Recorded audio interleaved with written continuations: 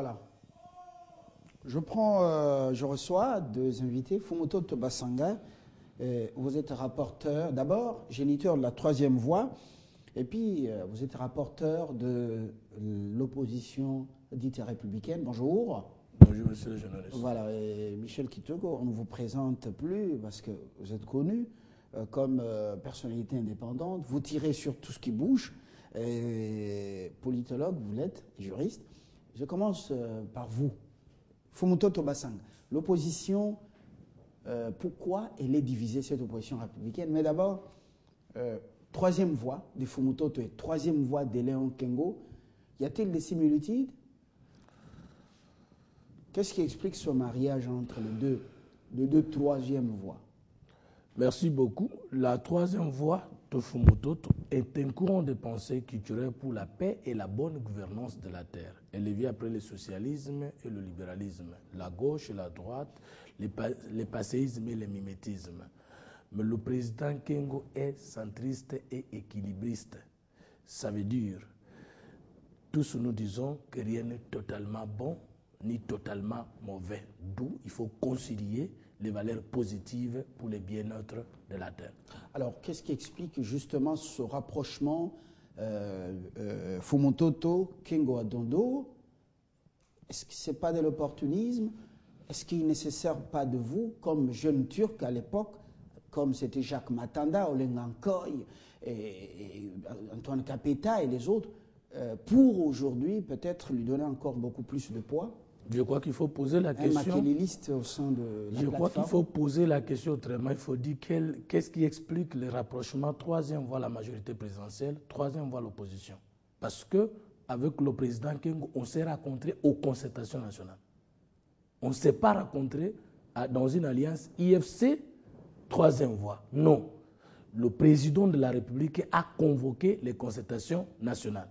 Et dans ces concertations nationales, il y a eu un présidium. Le président Kengo a représenté l'opposition et le président Minaku a représenté la majorité.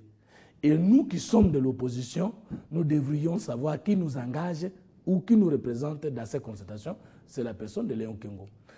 Après les concertations, nous avons dit que nous devrions nous regrouper pour nous organiser. C'est ainsi que nous avons créé l'opposition républicaine, regroupant les personnalités, les partis et le regroupement politique qui ont pris part à la déclaration commune de l'opposition, à CEPAS, au conclave de l'opposition et aux concertations nationales. Si tel est le cas, alors, pourquoi vous exigez maintenant un CV avec un parcours, un cursus académique avéré pour peut-être figurer sur la liste à proposer pour faire partie de l'équipe gouvernementale?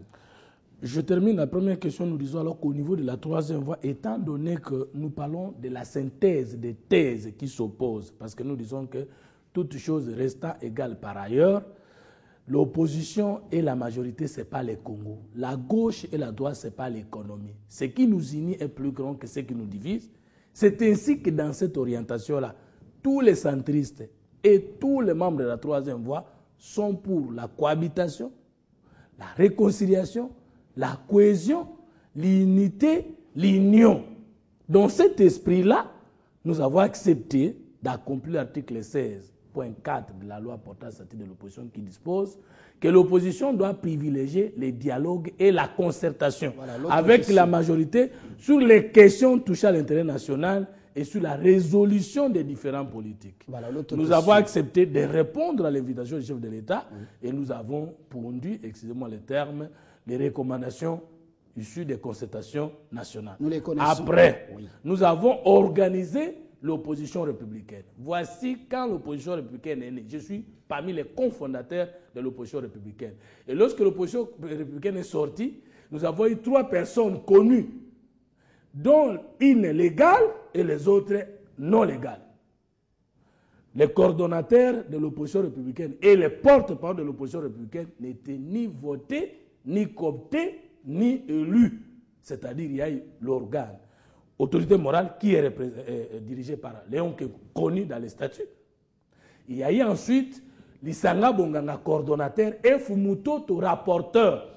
Moi et Lisanga, nous n'avons jamais été élus ni votés. Pourquoi vous en venez au CV un cursus académique pour exclure certains de votre liste? Je crois que je vais répondre à cette question rapidement, mais je voudrais préciser qu'il n'y a pas de division au sein de l'opposition républicaine, parce que l'opposition républicaine a un règlement intérieur.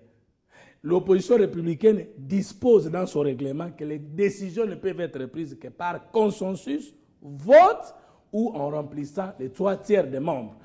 Donc, il n'y a pas de division au sein de l'opposition républicaine, mais M. Lissanga est libre de quitter l'opposition républicaine et de faire quelque chose de son choix. Maintenant, quand vous posez la question de savoir, est-ce que Kengo voudrait se servir de moi pour faire comme d'habitude? Mais non! L'opposition ne crée pas les opposants. C'est un homme qui affronte des ambitions et qui montre de quoi il est capable. Bien, je suis un acteur politique complet. On va revenir je ne roule pas derrière quelqu'un, oui. Mais s'il y a un gouvernement de cohabitation, si pas voie alliée, tout le monde sait de quoi Fumutoto est capable. Très bien. Donc, je ne vois pas M. Kengo venir me rouler comme si lui ne comprenait pas le sens de la cohabitation et de la cohésion nationale. Quant au parcours, moi, Fumutoto, apôtre de la jeunesse, je suis contre tous les critères d'élimination de la jeunesse dans la course. Par exemple, lorsqu'on dit que nul ne peut être ministre s'il n'a pas l'expérience dans le passé. Nul ne peut pas être membre, nul ne peut être membre de la Cour constitutionnelle s'il n'a pas 9 ans ou 5 ans d'expérience. Je pose la question. Tous ces ministres et chefs de l'État congolais, ils avaient occupé quel poste avant d'exercer le premier poste? Et si nous, les jeunes, nous ne pouvons pas commencer d'abord par travailler, d'où est-ce que nous aurons l'expérience? Deuxième élément, mais l'expérience dont il est question, est-elle positive ou négative? Je reviens mais à vous. Enfin, oui. On ne peut pas être ministre sans avoir le minimum scientifique, même de graduats.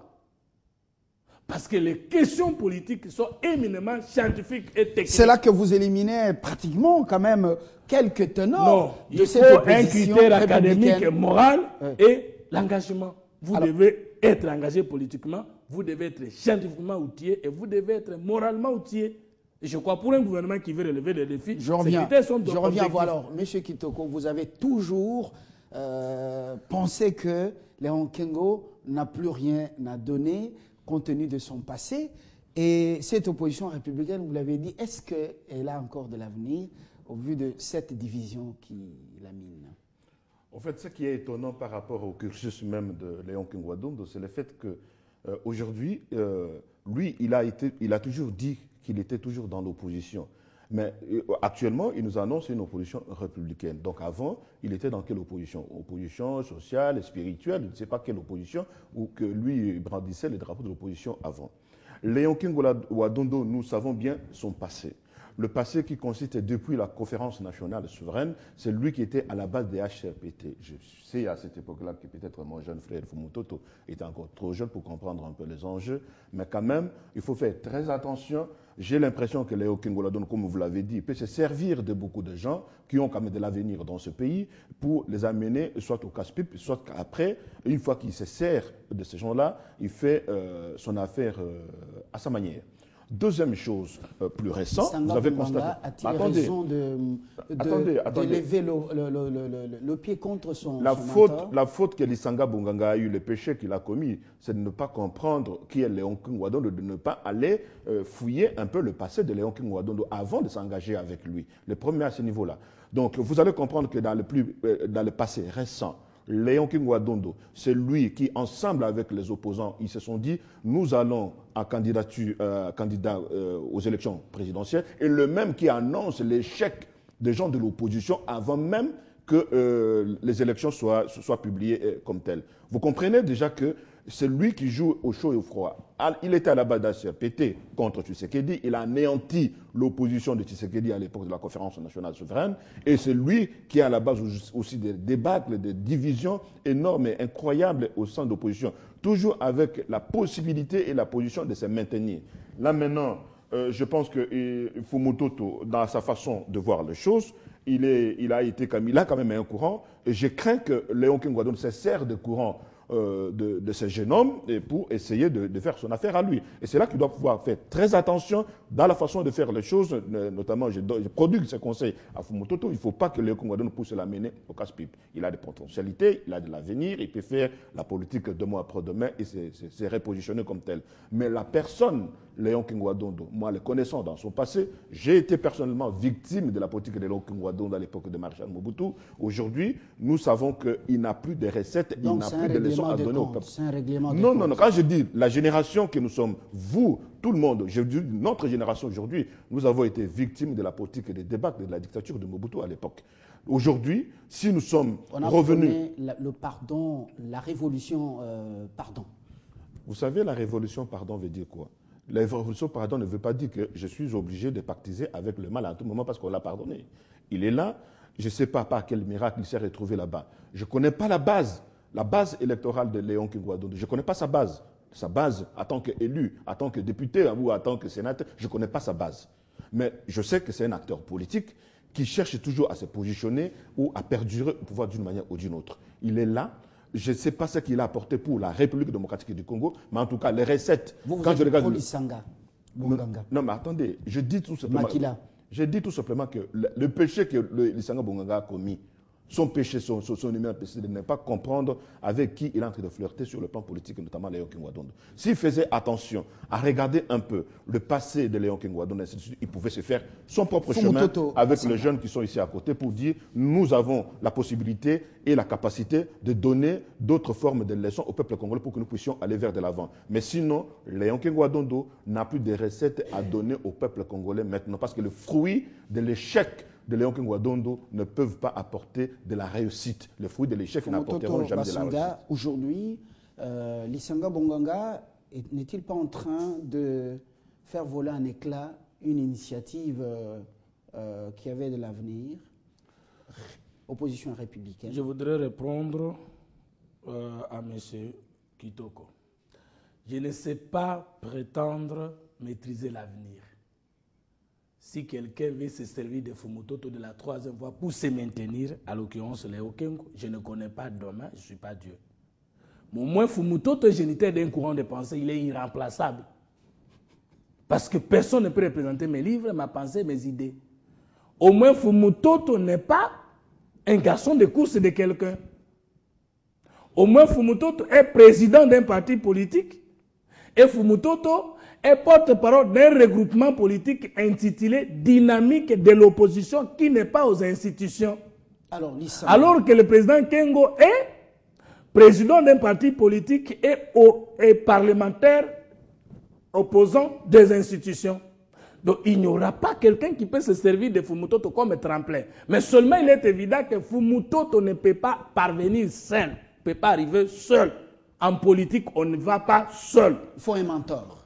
Mentor ou pas, mais on doit toujours avoir de vieux qui vous coachent et des jeunes qui vous soutiennent et pourquoi pas des amis qui marchent avec vous. Je ne veux pas marcher seul parce que je n'y parviendrai pas.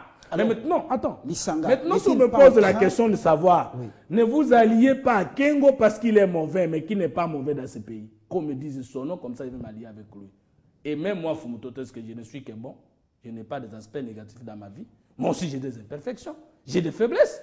Donc, nous n'avons pas peur de l'unité parce que dans l'unité, nous allons donner les positifs et corriger les négatifs. Donc, je ne me prétends pas être un homme parfait pour dire que moi, je suis la lumière. Je ne peux pas siéger avec les ténèbres. Et alors, si on est justice, ou on a la justice, ou on est la lumière, mais la lumière n'est nécessaire que parce qu'il y a les ténèbres. Donc, c'est un faux débat lorsqu'on dit qu'on ne peut pas s'allier avec ceux qui ont mal géré. Ça, c'est la première chose. La deuxième chose, mais parlons de Kengo comme fait politique, mais je ne vais pas parler de Kengo comme membre de l'opposition républicaine. Kengo gère le Sénat. Comparons la gestion de Kamere à l'Assemblée nationale, Bobé Mina, avec la gestion de Léon Kengo au Sénat. Quelle est la gestion la plus potable? Je dis le Sénat. Vérifions. Deuxièmement, Kengo a été procureur de la République dans ce pays. Il a fait arrêter des ministres. De quelle histoire on parle? Magikala, Kolotonga, Botolitonga Nae. Mais l'on doit chanter ça. Contre qui? C'est contre Kengo. Pour avoir fait quoi? Il y a eu des rapports sur les biens mal acquis dans ces pays. On n'a jamais cité Léon Kengo. Nous n'allons pas avoir peur de dire la vérité parce qu'on va nous dire qu'il est kengiste. Non. La vérité reste vérité. Si Kabila fait les biens, bien que je sois de l'opposition, je dois l'approuver. J'ai témoigné l'RTNC par rapport à Mama Yem. J'ai démontré que Mama Yem est devenu un dépotoir, alors que